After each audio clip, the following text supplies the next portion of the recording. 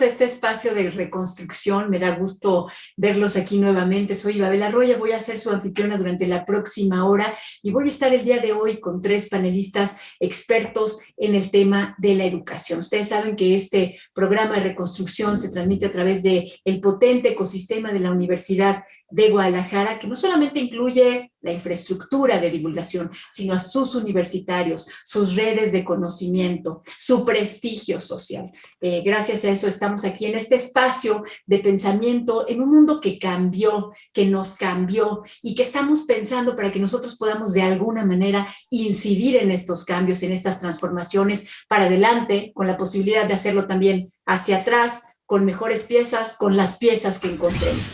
Hoy vamos a hablar de la educación, de la reapertura educativa, de la posibilidad de que los niños y los jóvenes regresen a las escuelas, de los riesgos que se corren, de lo que han hecho distintos gobiernos en el mundo y en el país para enfrentar la posibilidad de que los niños sigan aprendiendo, y no solamente de que sigan aprendiendo, sino de que a través de la educación se puedan reducir las brechas de desigualdad y los países en el futuro no sean unos países negros, negros grises, me refiero a un escenario espantoso, con millones de personas que no tuvieron acceso en el 2020, en el 2021, quizá en el 2022, a la educación, y por lo tanto van a ser adultos que no queremos que sean.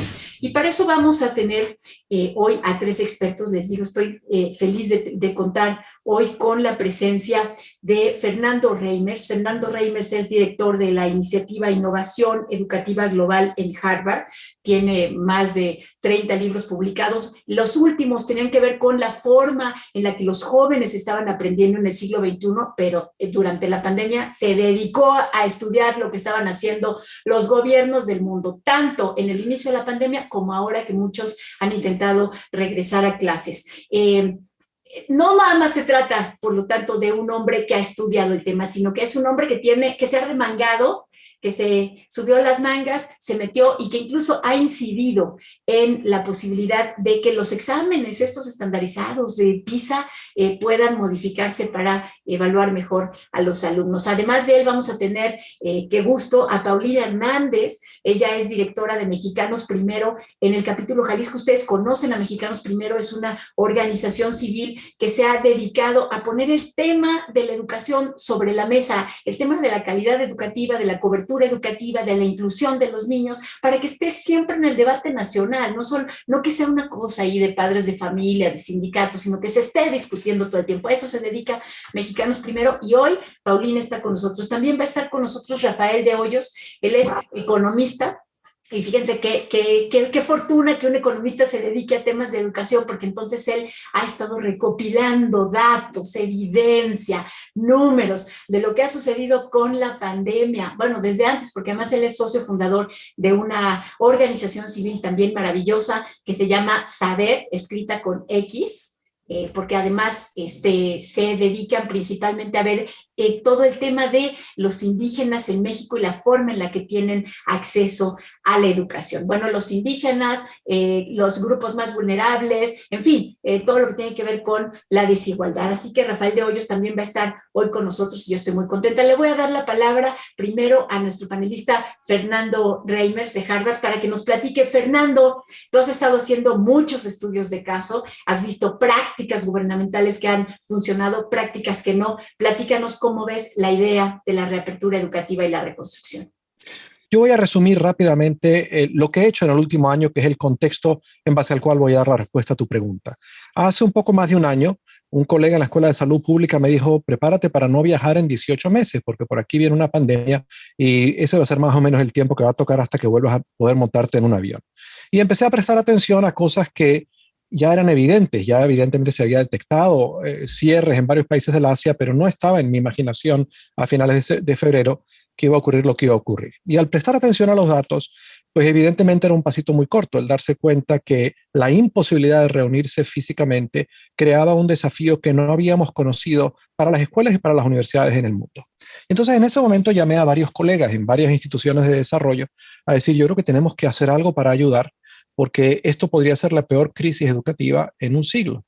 Y una de las personas que respondió inmediatamente fue Andrea Fleiker de la OCDE, Estábamos hablando a los 20 minutos de mandar el correo, me dijo, ¿qué quieres hacer? Digo, no sé, hagamos una encuesta para preguntar qué previsiones hay para seguir enseñando en este tiempo y para preguntar cuáles son las necesidades que anticipan los gobiernos frente al tema. Total, que la pandemia fue declarada el 11 de marzo, el 13 enviábamos la encuesta, la siguiente semana teníamos un primer resultado que empezábamos a discutir en varios foros como este, a los que asistieron muchísimas personas. Yo creo que asistieron muchísimas personas porque todos estábamos en búsqueda de qué hacer.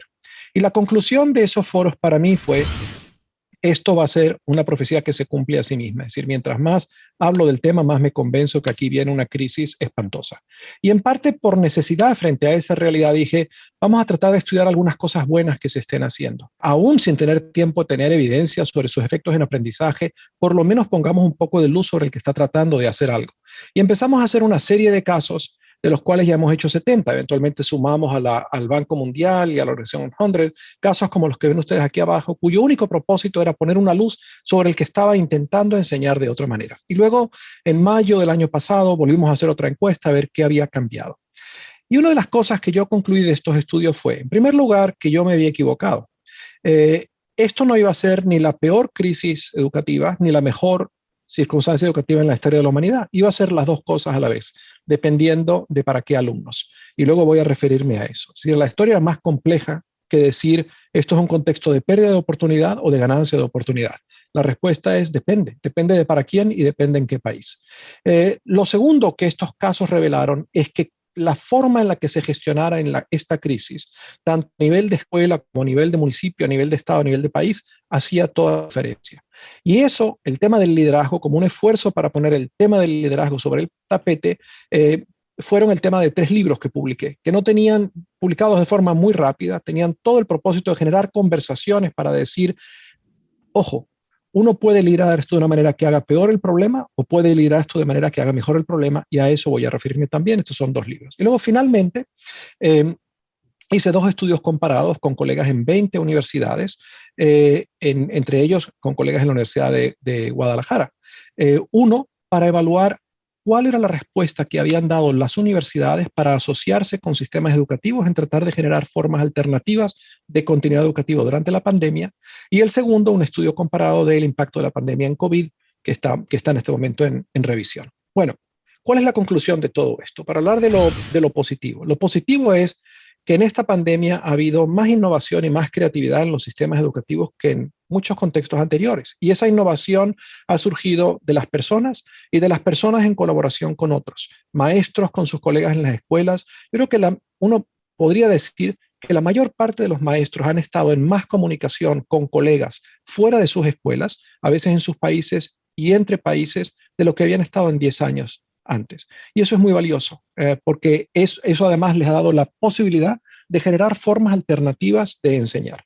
Para algunos niños, esto se ha traducido en oportunidades magníficas. Este año ha sido un año en el que aquellos niños que han tenido más conectividad y más apoyo de sus padres, por primera vez no han estado todo el tiempo escuchando a sus profesores, sino tomando responsabilidad por su aprendizaje, estudiando por su cuenta, estudiando con sus padres, y ojalá que eso no se pierda. Ojalá que al regreso a clases los maestros se den cuenta que no es necesario que un niño esté escuchando 6 horas al día a un maestro. En verdad se aprende poco de esa manera. Y que más bien lo que habría que crear es más espacio no estructurado en la escuela. A lo mejor habría que dar más tiempo para que los niños se vayan a la biblioteca de la escuela a trabajar por su cuenta, a trabajar con colegas, y ojalá que se mantenga toda esta participación y toda esta comunicación entre padres de familia y entre maestros con los niños.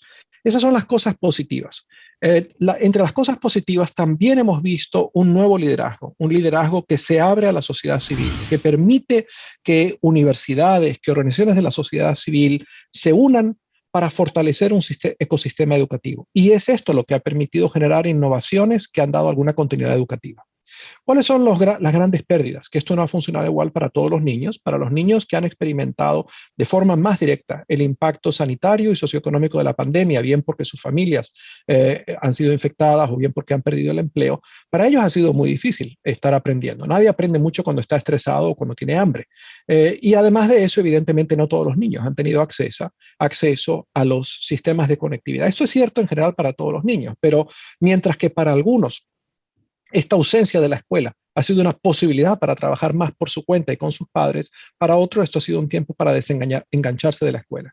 De manera que hacia el futuro, lo que yo creo que nos toca y el desafío de la escuela que se reabre no es resolver el problema de una completa pérdida educativa, porque no ha sido una pérdida para todos, ni ha sido que las cosas siguen igual. El futuro es una K.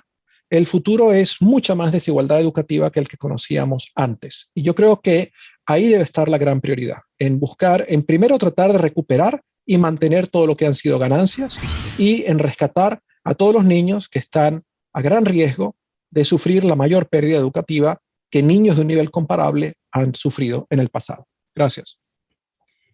Me quedo, Fernando, con lo que dijiste sobre, a ver, esta no es la peor crisis educativa como yo lo creía, o sí, pero no para todos. También ha sido el momento más potente de innovación. Y como esto no es un monólogo o 3 monólogos, sino una charla entre expertos, le voy a pedir a los otros 2 panelistas que antes de que hagan su planteamiento también nos digan qué es lo que opinan, con qué se quedan de lo que acaba de poner sobre la mesa Fernando Reimers. Le doy la palabra a Rafael de Hoyos, director, socio fundador de Saber, economista del ITAM. Rafael, ¿qué opinas de esto, de este destello sobre lo que dice Reimers? Este también es un momento potente. Sí, mira, en términos conceptuales, yo estoy de acuerdo con el planteamiento de Fernando. El problema es que cuando uno analiza los datos y podemos cuantificar cuántos niños en realidad están viviendo ese periodo, digamos, positivo, donde se quedan en su casa, están teniendo la oportunidad de tener un proceso de aprendizaje independiente en la compañía de sus padres, inclusive una interacción con sus padres que no tenían antes. El porcentaje de esos niños en México y en el resto de América Latina es muy, muy pequeño. La realidad es que en México tenemos más del 40% de los niños en educación básica viviendo en condiciones de pobreza. Más del 50% de los niños no tienen un dispositivo con acceso a Internet, y aunque lo tuvieran, eso sabemos que no es suficiente para protegerlo el proceso de aprendizaje. Necesitan ser complementados, como lo dijo Fernando, con la asistencia de tus padres, lo cual quiere decir que tus padres tienen que tener un nivel de escolaridad mínimo y sobre todo tienen que tener el tiempo y tienen que tener la capacidad mental, o sea, tienen que estar fuera de estrés para guiar ese proceso de aprendizaje, lo cual se reduce a un porcentaje muy, muy pequeño de niños y niñas privilegiados en el caso de México. Conceptualmente, Rafael, estás de acuerdo, pero lo ves todavía con pocas posibilidades de concreción masiva, es lo que veo. Paulina Hernández, directora de Mexicanos Primero. Hay muchos negativos, sobre todo en las personas más desfavorecidas, en los niños y niñas que están en las zonas marginadas de nuestro país, por los comentarios que hizo Rafa de Hoyos.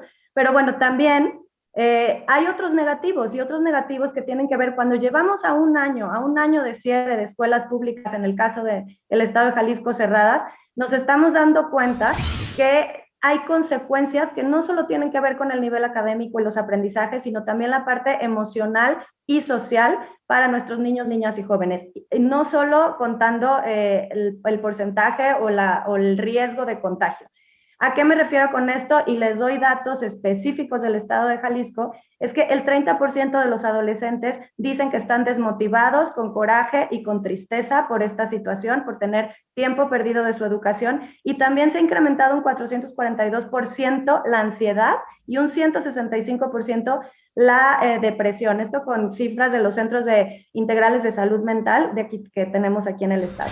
Y ahora, ¿cuál es la parte positiva? Bueno, cerrando esto, hay que cuidar la salud socioemocional y hay que cuidar también la salud física, pero no solo la física, concentrémonos también un poco en lo socioemocional. ¿Qué es lo esperanzador? Y lo decía antes de empezar la grabación, es que hay una nueva relación entre las familias y entre la escuela pública. Esta relación se ha habido fortalecida por un toque de empatía entre que las familias entendemos qué es lo que pasaba en la escuela y entendemos un poco el sentimiento del docente, y también los docentes están entendiendo la participación y le dan esa importancia a la participación de las familias en la educación. Y creo que esto es algo que debemos retomar para la nueva construcción de la educación del futuro. Sí, de hecho yo te veía, porque yo los veo todo el tiempo a los panelistas, yo te veía, Paulina, asintiendo cuando Fernando Reimers estaba hablando de esta nueva relación entre las familias y la escuela. Estoy de acuerdo. Fernando, ¿quieres complementar a lo que acaban de decir tus colegas? Es claro que la realidad de un país como Finlandia, Noruega o Singapur no tiene nada que ver con la realidad de un país como Chile y México, en donde en los primeros 3 casos hay efectivamente una infraestructura. En el caso de Singapur, unas políticas sanitarias tan sensatas que ha hecho que son de los países que menos clases perdieron. Entonces eso tiene que ver con la administración de la crisis sanitaria y con el hecho de que es un país pequeño, obviamente. Y en ese contexto, en verdad ha habido muy poca pérdida educativa. En el caso de Noruega y de Finlandia, donde había ya un trabajo para desarrollar las capacidades de los profesores de enseñanza digital, esto ha significado un salto hacia adelante de 10 años. En el caso de Chile, donde no hay una verdadera red de protección social y sobre todo las diferencias causadas por las diferentes condiciones socioeconómicas en que viven los niños, hace que unos niños sean muy, muy vulnerables, la realidad es otra. Y si además de eso hay una inadecuada respuesta de parte del Estado, pues eso complica la situación. Y en el caso de México, yo no he mirado las cifras, pero sí he estado conversando. Tenemos uno de los casos en este libro sobre México, y lo que sí creo es que la situación, la impresión que me da, por lo menos en base a ese caso y desde fuera, es que frente a un vacío de una respuesta apropiada del gobierno federal, ha habido mucha heterogeneidad en respuestas a nivel estatal y de instituciones, de manera que no es fácil decir lo que pasó para todo el país. Depende de dónde, depende en qué estado, y que en cierta manera otras organizaciones de la sociedad han ocupado el vacío que deja un Estado federal que tuvo una respuesta deficiente, por no decir inadecuada. Gracias, Fernando. Bueno, me quedo con algo que dijiste. A ver, en los países en donde ya había una importancia vital de la educación para la sociedad, pudieron responder mejor ante una emergencia como la de la pandemia. Eso nos tiene que quedar claro para el futuro, independientemente de cómo salgamos de esta. Vamos a un corte, regresamos, usted está en Reconstrucción.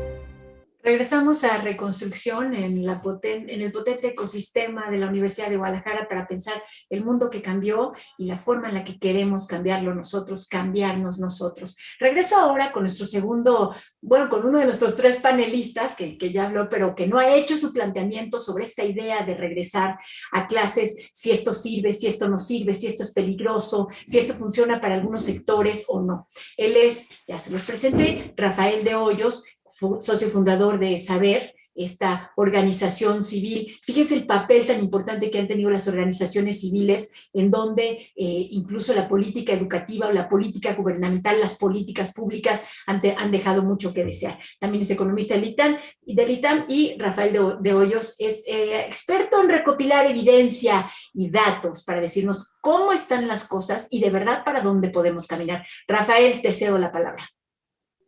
Muchas gracias, Ibabel, por el espacio y por la invitación.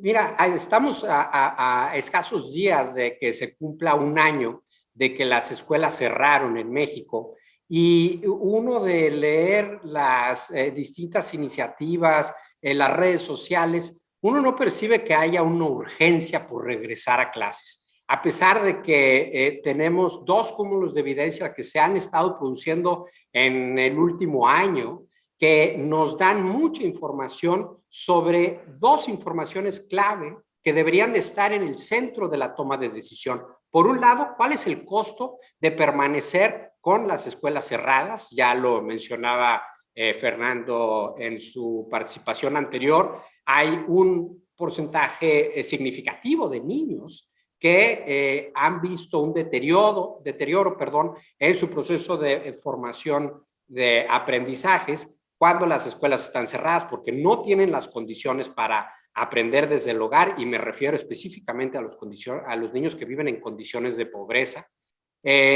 Inclusive en países que han permanecido con las escuelas cerradas por un menor tiempo que México, 8 semanas, alrededor de 8 semanas en el caso de Bélgica y Holanda. En estos dos países se han implementado pruebas estandarizadas durante la pandemia, y lo que muestran es que después de 8 semanas de cierre de escuelas, la pérdida de aprendizajes, aún en contextos mucho más favorables que el de México, son significativas y están especialmente concentrados en niños en condiciones de vulnerabilidad socioeconómica. Entonces, eso por un lado, o sea, sabemos que hay una pérdida de aprendizajes y está altamente concentrada entre los niños más desfavorecidos. Por otro lado, ¿cuál es el riesgo de, digamos, abrir las escuelas el día de mañana? La evidencia también ahí ha ido en aumento en los últimos 12 meses, y lo que muestra la evidencia es que, contrario a lo que pensábamos al comienzo de la pandemia, las escuelas no son un foco de infección y de propagación del virus. Los docentes, por ejemplo, en España, en el Reino Unido, no tienen una mayor probabilidad de estar infectados versus otros profesionistas. Los niños, sobre todo los niños más pequeños, menores a 12 años, por lo general no tienen síntomas, son un vector mucho menos potente en términos de propagación del virus. Entonces, por un lado, los riesgos parecen ser mucho menores a los que creíamos hace 12 meses. Por otro lado, por infinidad de circunstancias, pero hay una expectativa de una pérdida de aprendizaje significativa altamente concentrada en los niños más pobres. La pregunta es, ¿por qué no reabrimos? ¿Por qué podemos abrir restaurantes, bares y hasta gimnasios cuando las escuelas permanecen cerradas?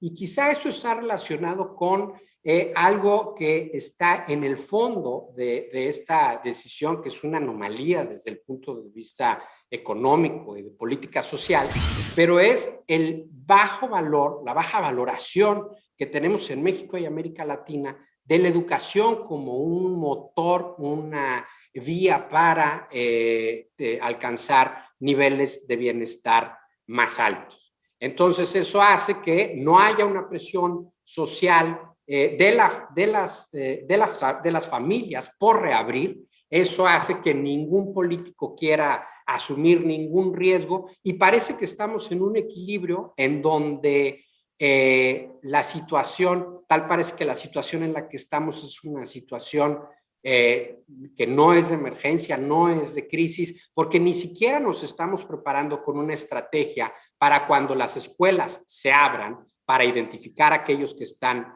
que perdieron más aprendizajes durante el cierre de escuelas, para llevar a cabo acciones compensatorias que estén focalizadas en estos estudiantes que perdieron más los aprendizajes, como por ejemplo las tutorías o el uso de tecnologías para reforzar conocimientos básicos, reducir la carga curricular para enfocarnos en aspectos básicos como comprensión lectora, matemáticas, creación de ciudadanía, y todo esto va a requerir recursos, va a requerir, como lo dijo Fernando, liderazgo, pero también recursos. Y lo que hemos visto es que en la gran mayoría de los países en vías de desarrollo, y a México y América Latina no es la excepción, ha habido una reducción de los recursos que están siendo destinados a educación, cuando hay pocas inversiones que podrían ser tan redituables como mejorar los aprendizajes entre los niños más pobres de México y América Latina.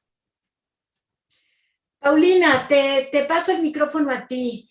Me quedo ahorita con lo que acaba de decirnos Rafael. A ver, o sea, el costo que hemos pagado por cerrar, el costo de cerrar un año, el costo de cerrar un año en un país que tiene, creo que son 10 millones, ¿verdad, Rafael? Los niños que no tienen acceso a medios digitales para poder aprender a distancia, y además tomar en cuenta la información que tenemos un año después. Paulina. Bueno, yo específicamente de lo que dijo Rafa me voy a abocar a dos palabras que dijo: urgencia y riesgo. Este sentido de urgencia se nota en poner, decía él, la educación no es prioritaria, no es actividad esencial, lo decimos de la boca para afuera, pero en las acciones y en el presupuesto no se nota. Y yo lo quiero hacer un poquito más grave, que sea la educación, actividad esencial, sino que sean los niños y niñas el centro de nuestras decisiones. Creo que se nos está olvidando esto que le llamamos el interés superior de la niñez, y todas las decisiones las estamos tomando los adultos para los adultos y por los adultos. Entonces, es importante no solo poner a la educación como actividad esencial, sino a los niños y niñas al centro de nuestras decisiones. Y ahora, retomando el tema del riesgo, ahí me quiero referir también a un riesgo que no lo estamos contabilizando todavía, porque no sabemos hasta que sea el regreso a clases presenciales cuál va a ser el tamaño de este riesgo, que es el riesgo del abandono escolar. En el estado de Jalisco, y lo podemos poner como ejemplo para los ámbitos de otros estados, inclusive hasta mundiales, 5.3% de las niñas, niños y jóvenes no han tenido ningún tipo de contacto con su escuela pública, con sus docentes, con sus directivos desde marzo del año pasado. Es decir, llevan un año sin tener contacto con su relación con la escuela. Esto pudiera, ahorita no le podemos llamar abandono todavía, pero es una población en riesgo de abandono. Y creo que ese es un riesgo importante que debemos de considerar, trabajar desde ahorita, para que estos niños y niñas sí decidan volver a las escuelas y que no se haga este riesgo todavía mayor y se incremente la tasa que ya teníamos de por sí nada motivadora y alentadora de abandono escolar en México previo a la pandemia. No, pues tenemos tareas, nos dejas tareas, Paulina. O sea, primero, según lo que acaba también de platicar Rafael, tenemos que ver lo que se está viviendo ahorita con el cierre de las escuelas. Después, cómo vamos a regresar, qué es lo que van a tener que hacer para regresar, no solo en términos de salud, sino en términos de los contenidos que van a tener, y además enfrentar todo el impacto en la deserción y el abandono. Fernando, ¿qué opinas de lo que acaban de decir Rafael y Paulina? Yo estoy completamente de acuerdo con lo que acaban de decir Rafael y Paulina, en el sentido de que la preocupación por la pérdida de estudiantes, por el abandono y por la pérdida de aprendizajes debe ser una de las tres prioridades más importantes, junto con la atención a la crisis sanitaria y la reactivación económica del país. También pienso que la decisión sobre cómo hacer esto de una manera ordenada es una decisión que tiene que tener mucha más voz local y probablemente mucha menos voz federal. México es un país demasiado grande y demasiado diverso para pensar que en Ciudad de México, en el Zócalo, tengan idea de cuál es la mejor manera de abrir las escuelas en San Gaspar, por allí por Coyula, o en Lomas del Paraíso, o en La Cima. Yo creo que esta es un área en donde, en primer lugar, las decisiones tienen que tomarse de forma coordinada entre autoridades sanitarias y autoridades educativas que tengan la mejor evidencia de dónde están los focos de infección. En este momento, en Brasil, por ejemplo, en zonas de altísima densidad poblacional en las favelas, probablemente es una muy mala idea abrir las escuelas, aún sabiendo que la evidencia sobre la escuela como foco de infección no es alta, porque hay una verdadera crisis sanitaria que está muy, muy complicada. Pero no todo Brasil son las favelas de Sao Paulo, las favelas de Río. Hay zonas de mucha menor densidad poblacional, hay sitios donde el clima permite perfectamente estudiar fuera de la escuela, en el patio trasero, con condiciones de distanciamiento. Entonces, yo creo que lo primero que hay que reconocer es que es importante encontrar soluciones que vayan de la mano con la mejor información de las autoridades sanitarias y que tomen en cuenta el contexto local. Sin duda alguna que lo que hemos aprendido en este año es que no sabemos reemplazar los beneficios de la educación presencial con las mejores maneras de enseñanza en línea. Y eso quiere decir que por lo menos una parte de la educación debe ser presencial. Quiere decir esto que los niños deben estar hacinados dentro de un salón 6 horas al día, 5 días a la semana, de ninguna manera. Creo que esa es una decisión que deben tomar las autoridades de ese colegio, viendo qué es lo mejor posible. A lo mejor que es posible es repartir a los niños en 2 grupos, que uno vengan en la mañana, unos vengan en la tarde, que parte del tiempo los niños estudien fuera, o sea, desarrollar soluciones que permitan la mayor presencialidad en las condiciones seguras, dadas las condiciones de salud en el lugar. Y eso lo que requiere es más espacio para vos. Ahora, sí creo que aquí tiene que haber un tema muy importante de transparencia y rendición de cuentas a la sociedad. El decir que cada escuela debe tomar las mejores decisiones no quiere decir que las decisiones las va improvisando el director de la escuela según se le da la gana. Quiere decir que una vez que hay una estrategia escolar, esta estrategia debe ser conocida, visible y pública, tanto para la escuela como para otros niveles de gobierno. De manera que una cosa muy simple que podría hacer cada Secretaría Estatal de México es decirle a las escuelas, muy bien, estos son los lineamientos generales. Queremos la mayor presencialidad posible, queremos que la primera acción sea tomar los listados del año pasado y contar dónde están los niños que no han regresado, y los que no han regresado hay que buscarlos y hay que entender por qué no han regresado y qué tenemos que hacer para que puedan seguir aprendiendo, porque ese es el mayor riesgo. Y lo segundo es evaluar dónde están en niveles de aprendizaje para poner en marcha mecanismos de recuperación, de educación acelerada.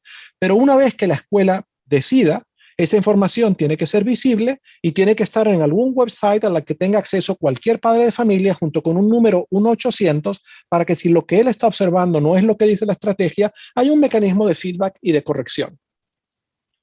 Me gusta esto. Además, ya estás poniendo casi el 01800 Escuela Aprende para que llamen a ver. A ver, entonces, o sea, son líneas generales y quienes pueden saber, o sea, en realidad los que saben cómo son las cosas son los que viven allí, y las autoridades locales y las escuelas son las que tienen que decidir los horarios, si se hace junto al río, si no se puede regresar porque están en la Ciudad de México. En coordinación con las autoridades sanitarias. Claro, y con transparencia y rendición de cuentas hacia los ciudadanos para que puedan saber cómo se están haciendo las cosas. Yo les quiero preguntar algo a los tres.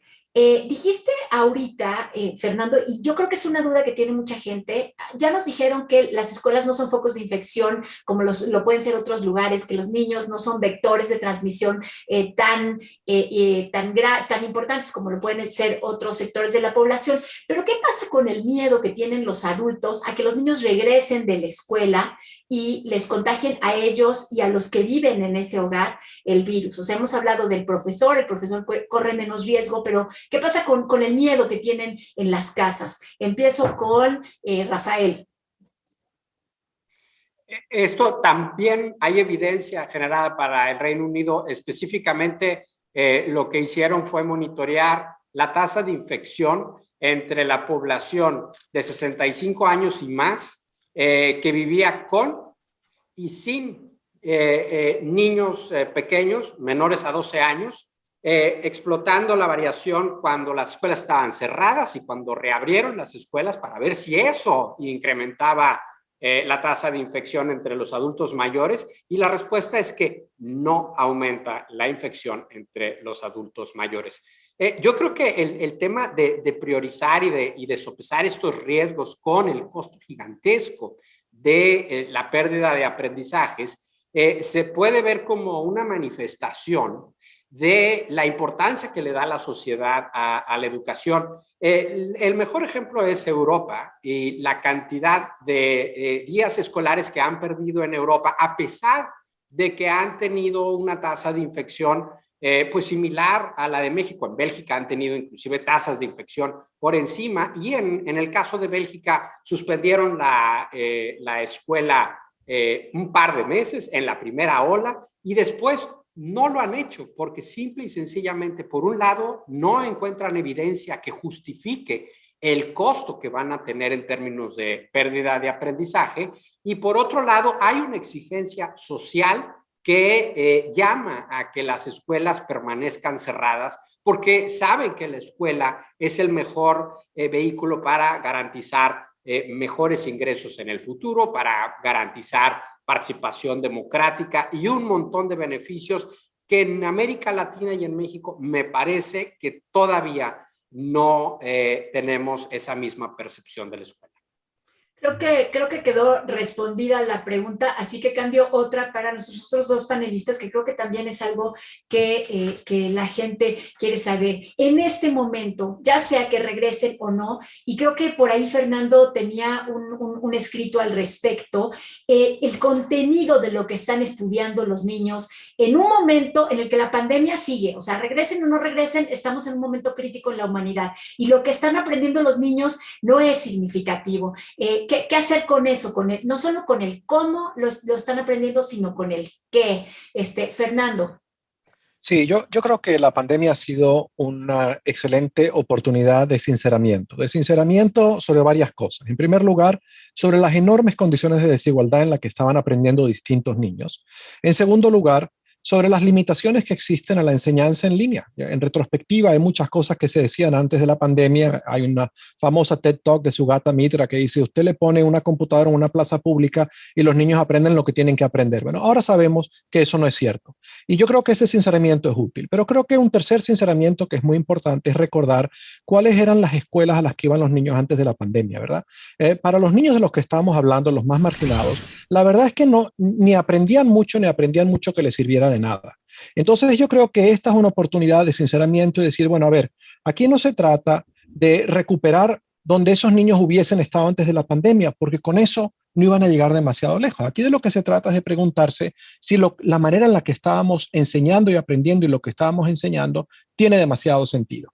México hizo una excelente reforma educativa desde mi punto de vista, por lo menos conceptualmente en el sexenio anterior, desde el punto de vista de sus planteamientos curriculares, que no tengo idea dónde está, espero que no haya sido abandonada completamente, pero yo creo que esa tiene que ser parte de la conversación. ¿Qué queremos que aprendan los niños en la escuela? Y a eso me refería antes cuando me refería a las oportunidades, el que los niños hayan tenido la posibilidad de aprender un poco mejor por su cuenta, de forma más autónoma, de colaborar con otros, es importantísimo. Cuando uno mira datos de la OCDE, se da cuenta de que hay una cantidad de niños que ni tienen sentido para su vida, ni son felices, que son victimizados en la escuela, ni aprenden ni siquiera a leer y mucho menos matemáticas y ciencia. Entonces creo que hay que abordar esos temas también en este momento de crisis y de reapertura de la escuela. Por supuesto, me tomo unos minutos más para escuchar a Paulina, que creo que sobre eso Mexicanos Primero también ha trabajado mucho lo de la triple inclusión. No sé si tenga algo que ver, Paulina. Bueno, la triple inclusión, se las cuento, buscamos en Mexicanos Primeros que los niños estén en la escuela, que aprendan en la escuela y que participen de la escuela pública, porque es importante también participar de ella. Ahora en tiempos de pandemia esto se ha vuelto todavía más complicado. Y bueno, yéndonos a la triple inclusión, la segunda, que es la de que aprendan en la escuela, que ahorita es aprende en casa o aprende en la distancia o aprende en el confinamiento, ahí yo creo que sí es una oportunidad, como dice el doctor Reimers, de modificar todo nuestro sistema educativo, modificar el currículum, modificar los aprendizajes y sobre todo prepararnos para ahora cuando volvamos a clases, para esta reapertura de las escuelas, que sí tenga una preparación en la ruta técnica, no solo en los calendarios, horarios, las proporciones de los alumnos y los diagnósticos de aprendizaje que se deben de hacer, sino también en esta formación y preparación de los maestros para el ámbito socioemocional, pero ahora esto que tú dices, para ver cómo nos concentramos en las habilidades y competencias que son las esenciales para la vida, ¿no? No podemos abarcar un currículum demasiado grande al volver, sino nos tenemos que hacer más certeros, más específicos y generar mayor impacto en los aprendizajes en los niños y niñas para recuperar este tiempo que estuvimos en la distancia. Gracias, Paulina. Estamos en Reconstrucción. Usted está viendo Reconstrucción, este espacio de la Universidad de Guadalajara para pensar el mundo que cambió. Vamos a un corte, regresamos.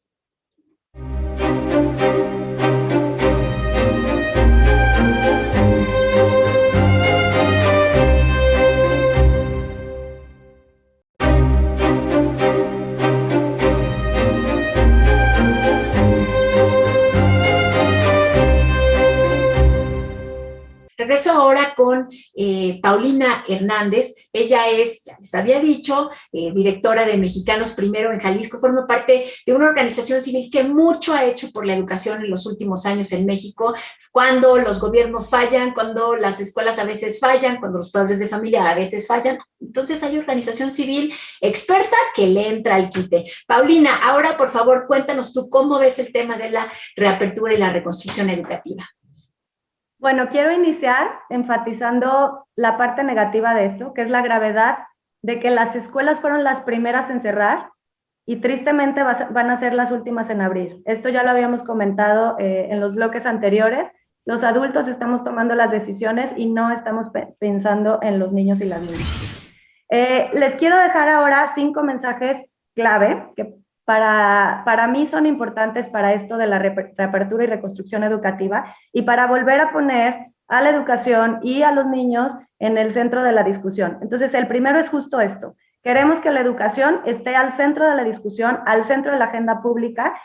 En el estado de Jalisco, y es algo que habló también el doctor Reimers, se ha dado en general en el mundo mayor participación de todos los agentes educativos, de todas las partes de la sociedad civil, de las universidades, y aquí se creó una mesa de educación en la que estamos participando, así con la Universidad de Guadalajara, y están también las universidades privadas, están los líderes sindicales, están los colegios particulares, y están asociaciones civiles como la nuestra, generando esto que le llamamos, o buscamos que le llamemos, la voluntad de todas las partes para generar las condiciones para el regreso. Y yo creo que esto es algo que se tendría que estar haciendo en todas partes, ¿no? Tomar las decisiones más acertadas con la opinión de todos los expertos en la materia o los interesados en la materia, ¿no? Hay que ponerla al centro de la educación. Luego, otro tema, que sería el 2, sería reconocer como clave la urgente corresponsabilidad que debe existir entre la casa y la escuela, que también ya lo habíamos hablado, entre la familia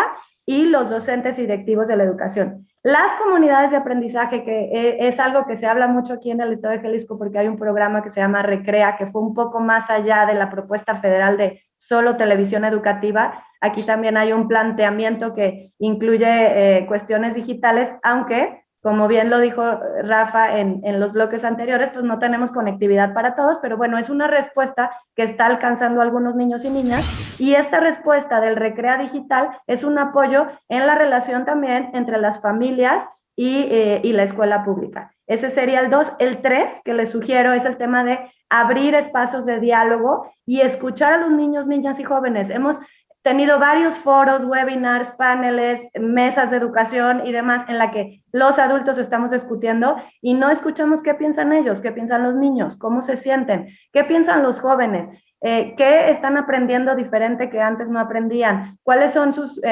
condiciones de riesgo, qué se les está dificultando, cuáles son sus desafíos y sus retos, ¿no? Entonces, es importante abrir espacios de diálogo y esto nos va a ayudar para el futuro de la educación, tomarlos en cuenta a ellos y a ellas para generar una nueva propuesta educativa para el futuro.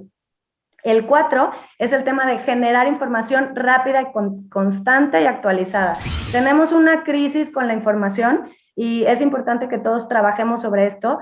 Lo que dice el gobernador, lo que dice el presidente, lo que dice el secretario de Educación Pública, lo que dicen los expertos, lo que dice la UNESCO, lo que dice la OCDE, y entre todos tenemos una complejidad de informaciones, unas contradictorias con las otras, y esto hace que luego se genere lo que nos preguntabas en el bloque anterior, miedo, ¿no? Hay miedo porque no sabemos cuál es la verdad, ¿no? Esto que comentaba Rafa sobre que no es riesgoso o que los niños no tienen tanto riesgo de ir a las escuelas o de contagiar a las familias, es algo que a lo mejor nos está faltando comunicar bien, ¿no? Entonces hay que tener información rápida, constante y actualizada. Y bueno, y la última que quiero dejar sobre la mesa es el tema de tomar las decisiones de acuerdo al contexto, que esto no lo hemos hablado antes, pero sí creemos que entre la decisión se tome más cercana a la escuela pública, a las familias de esa escuela pública, a ese ecosistema de esa escuela pública o de esa comunidad de aprendizaje, más acertada va a ser la solución. No sabemos si en esas condiciones, por ejemplo, la escuela tiene espacios abiertos, tiene ventilación, tiene una gran cantidad de niños o tiene poca cantidad de niños y niñas, si los papás y las mamás pueden estar acompañándolos en su educación o se salieron a trabajar, si hay conectividad. Todo eso son decisiones que se deben de ir tomando también de acuerdo al contexto. Entonces, aquí hacer un llamado también a generar la voluntad política para que las decisiones se tomen más cercanas al contexto y se les dé autonomía a cada escuela, a cada docente, a cada directivo para tomar las decisiones correctas. Y así lograr darle a cada uno, a cada niño, a cada niña lo que necesite. Les pongo el caso, en Jalisco tenemos, por ejemplo, un municipio como Zapopan con 11.5 de grado de escolaridad y tenemos otros como Mezquitic de 5.9 años de grado de escolaridad. Eso hace grandes diferencias y si tomamos decisiones para todos iguales, seguramente no van a ser decisiones correctas. Y yo creo que este sería mi planteamiento. Paulina, voy a tratar de resumirlo súper rápido. Pensar en cómo regresar. pensar el papel de las familias ahora en el nuevo mundo educativo, en el nuevo ecosistema, escuchar a los niños y a los jóvenes, tratar de evitar la información confusa y tomar en cuenta el contexto en el que están las escuelas. Cuando vi que asintieron, como que dijeron, sí, tiene toda la razón, Fernando y Rafael, bueno, lo hicieron siempre, pero mucho más notorio cuando hablaste de escuchar a los niños y a los jóvenes. Fernando, ¿qué opinas? Sí, estoy de acuerdo con todo lo que dice Paulina y creo que es importante dar un poco más de voz. Solo quiero resaltar una cosa. Creo que esta pandemia ha mostrado lo importante que es que las escuelas no estén solas, tratando de buscar cómo enseñar a los niños. Ha hablado del poder de construir alianzas entre la escuela y otras instituciones. Yo creo que a veces tenemos unos esquemas demasiado simples de pensar que un sistema educativo es la administración del gobierno y las escuelas como que fueran un apéndice de la administración del gobierno. Y la verdad es que la capacidad de esa institucionalidad es muy limitada, la capacidad no solo financiera, sino de recursos humanos. Cuando uno piensa en cómo expandir esa capacidad, cómo fortalecerla, estableciendo alianzas con organizaciones de la sociedad civil, con empleadores, con instituciones locales, con los padres de familia y con las universidades, es otro mundo. La escuela sola no tiene la capacidad de resolver los desafíos de enseñar en el siglo XXI. ¿Para qué ni hablar de los desafíos de enseñar en pandemia? No tiene la capacidad los maestros solos de desarrollar y tener las competencias para enseñar un currículum eficaz que permita mitigar, adaptarse y revertir el cambio climático. ¿Quién tiene esa capacidad? La universidad es una institución excelente. La universidad tiene la posibilidad, uniendo sus funciones de investigación, de enseñanza y de extensión a la sociedad, no solamente de resolver problemas muy complejos, sino de encontrar su propia valoración en un momento en el que cada vez más gente se pregunta ¿y cuál es el valor social que agrega la universidad? ¿Por qué los tratamos tan bien? Entonces, en la medida en que la universidad en este momento se haga partícipe, se haga un socio más allá de la pandemia para fortalecer ese ecosistema, creo que va a cubrir mucho mejor sus tres funciones, va a educar mejor a sus estudiantes y va a dar respuesta a la pregunta que se hacen los escépticos de para qué sirven las universidades. Y me alegra mucho saber que la Universidad de Guadalajara entiende ese compromiso y tiene un compromiso de seguir haciendo esto en el futuro. Y vamos a regresar a ese punto. Rafael.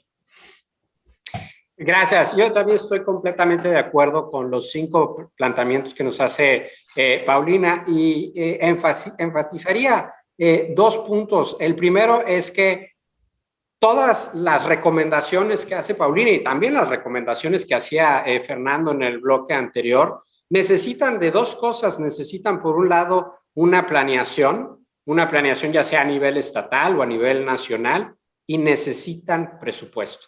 Es decir, no hay ninguna receta mágica para que las pruebas estandarizadas se puedan llevar a cabo sin presupuesto, luego para que un programa de compensación se pueda llevar a cabo sin presupuesto. Y eso es parte del reto que tenemos cuando la autoridad hacendaria no le dedica el presupuesto necesario a la recuperación de los aprendizajes. El segundo punto es que para que todo esto se lleve a cabo, aparte de presupuesto, necesitamos que haya un diálogo honesto en donde el punto de partida sea reconocer que tenemos un gran reto enfrente de nosotros.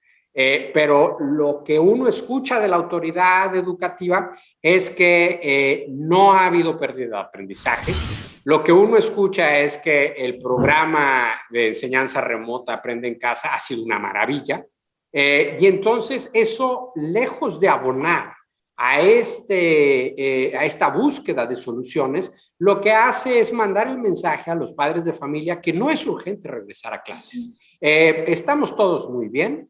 De hecho, pues ¿para qué asumes riesgos si con el Aprende en Casa están todos aprendiendo lo que deberían de aprender? Cuando eso no sucedía ni antes de la pandemia, ya lo decía Fernando, la mitad de los niños a grandes rasgos en México, en ausencia de pandemia, no adquirían los aprendizajes mínimos necesarios, es decir, no comprendían textos, no sabían utilizar operaciones matemáticas básicas. Esto vino a exacerbarse con la pandemia y tenemos la oportunidad de utilizar este momento para poder abordar no solamente la pérdida de aprendizajes producto de la pandemia, pero toda la crisis de aprendizajes que teníamos inclusive antes de la pandemia. Gracias, Rafael. Lo dijiste de varias maneras y de todas maneras hay que enfatizarlo. No nos hagamos tontos. En esta sociedad, la escuela no parece importarle a nadie y por ahí tenemos que empezar. Fernando Reimers puso sobre la mesa el papel de la universidad y les tengo una sorpresa porque tenemos al experto de casa, que es el coordinador general académico de la Universidad de Guadalajara y que lo vamos a traer para que nos platique sobre el papel de las universidades en pandemia y en la construcción del mundo que será. Doctor Carlos Iván Moreno, ¿cómo estás? Bienvenido. Muchas gracias, Ibabel, por esta invitación. Saludo a Fernando, a Paulina, a Rafael, les agradezco esta participación en este importante webinar. Bueno, me quedo con dos conceptos. Uno es el sentido de urgencia y otro el sentido de oportunidad que he escuchado. En el primero, bueno, no puedo estar más de acuerdo. Hay una tremenda crisis, hay una tremenda emergencia que no estamos reconociendo en México y en buena parte de América Latina. Recuerdo un reporte del presidente Reagan en su momento, en los 80s, que se llamaba A Nation at Risk, una nación en riesgo. Y había un párrafo que me despierta por las noches de pronto, que dice, si una potencia extranjera impusiera la mediocridad del sistema educativo norteamericano, sería considerado como un acto de guerra, ¿sí? De ese tamaño es la importancia que le dan países a la educación. En México no lo estamos viendo así, ya lo mencionaron, ¿sí? Y eso es muy desalentador. Y bueno, pongo el ejemplo de Campeche, por ejemplo, que tiene semáforo verde, tienen todos los profesores vacunados, están ya vacunando a los adultos mayores y ellos definen que todavía no hay condiciones para regresar. Entonces, no sé cuándo las va a haber si no se generan de manera colaborativa. El segundo punto, el sentido de oportunidad que mencionaba también Fernando, y ahí entró el tema de las universidades. Justo hace un par de horas teníamos un webinar también con las representantes de las 6 universidades más importantes de Jalisco y hablando de los sinceramientos, que me encanta el concepto de Fernando, nos dimos cuenta en la pandemia que las universidades somos mejores para colaborar con otras instituciones mientras más lejos estén, ¿sí? Pero no colaboramos con las universidades que tenemos más cerca. Entonces, eso nos lleva a pensar en fortalecer mecanismos de colaboración interuniversitaria, pero principalmente, y bueno, Fernando nos ha convocado en otras reuniones a trabajar sobre esto de manera académica, a vencer, a reducir esa desarticulación, esa brecha entre la universidad y el sistema de educación básica secundaria. No hay una desconexión histórica, sí, crónica en América Latina, en México en particular. Creo que esto nos ha llevado a valorar el cómo podemos contribuir de mucha mejor manera con nuestros profesores, con nuestros estudiantes, servicio social, a matizar, ¿sí? Mitigar esta tremenda crisis educativa que apenas estamos viendo la punta del iceberg en el tema académico y en el tema emocional. Entonces, es un gran reto y creo que la Universidad de Guadalajara lo ha hecho muy bien con el impulso de nuestro rector en todo el tema de las pruebas, todo el tema de los diagnósticos, en todo el tema de los tratamientos para mitigar en el contexto específico de la pandemia, pero hay sin duda mucho por hacer para tratar de jalar, si me permiten la expresión, al sistema de educación básica y fortalecer esos mecanismos de colaboración y de compartir las mejores prácticas. Carlos Iván, me quedo con eso y estoy totalmente de acuerdo contigo y creo que hay que subrayarlo y decirlo todas las veces. La Universidad de Guadalajara ha tenido un papel fundamental en Jalisco y en México, no solamente generando conocimiento, no solamente cargándose de sus universitarios, sino poniendo sobre la mesa su infraestructura para vacunas, para diagnóstico, sus recursos humanos, sus redes de conocimiento, sus espacios de divulgación como este. Muchas gracias, Carlos Iván Moreno, por haber entrado al kit al final para decirnos lo que está haciendo no la Universidad de Guadalajara solamente, sino lo que puede hacer la universidad en general. Y si quieren saber más sobre lo que puede hacer la universidad en general en estos términos, no se pierdan sus artículos semanales en Milenio, porque siempre son sobre eso. Con eso me despido. Muchas gracias Rafael de Hoyos, muchas gracias Fernando Reimers, muchas gracias Paulina Hernández, muchas gracias Carlos Iván Moreno y muchas gracias a usted por habernos acompañado en este espacio de reconstrucción para el mundo que cambió y al que nosotros podemos transformar.